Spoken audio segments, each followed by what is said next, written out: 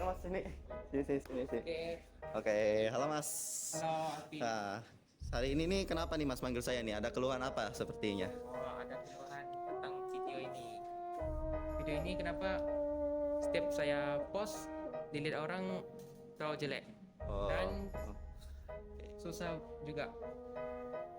Oh.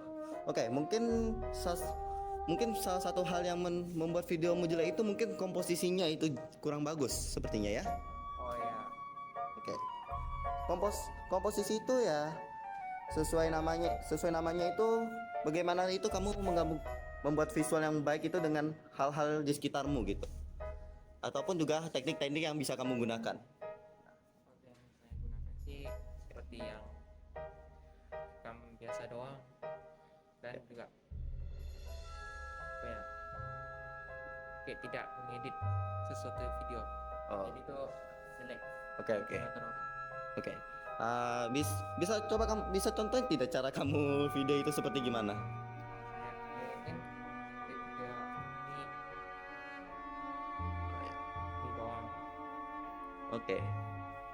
Mungkin mungkin banyak hal yang kamu belum tahu ya. Cuman sekarang saya akan coba jelaskan hal-hal yang penting yang perlu kamu tahu tentang masalah videografi.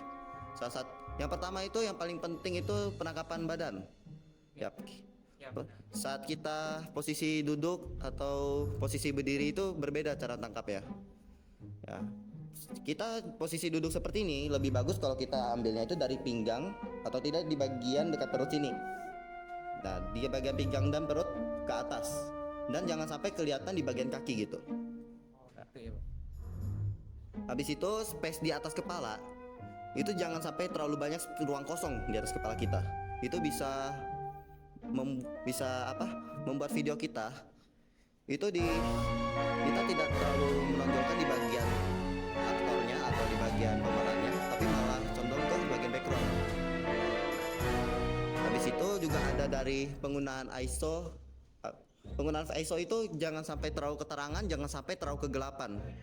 Nah, habis itu pastikan segitiga exposure juga aman, karena kalau misalnya ISO kamu ketinggian itu nanti noise-nya banyak banget. Nah, kalau misalnya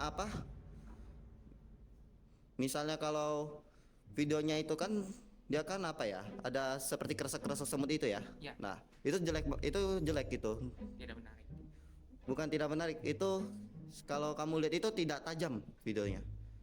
Jadi kamu harus memerhatikan itu. Habis itu white balance itu yang mengatur warna dari itu ya. Dia mengatur warna dari cahaya itu seperti agak keorenan atau agak kebiruan. Nah, itu juga kamu harus dapat titik pasnya.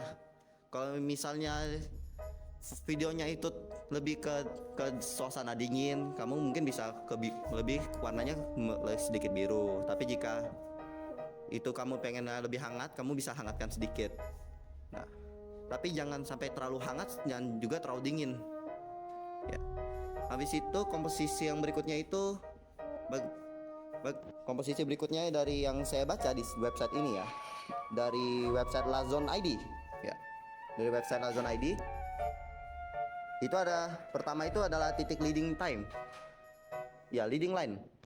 Itu seperti seakan-akan itu objek itu membuat sebuah garis gitu. Seperti kalau kamu di perumahan gitu kan, kamu kan ada seperti jalanan gitu kan. Di samping-sampingnya itu kayak dinding gitu. Nah, lurus. Nah, di situ kita bisa buat banyak scene dari sana. Kita contohnya seperti scene orang kejar-kejaran. Karena di sana itu kita lebih fokus ke karakternya. Pertama kalau kita gabungin itu ya, fokusnya pasti ke karakter dan backgroundnya itu nggak terlalu ini.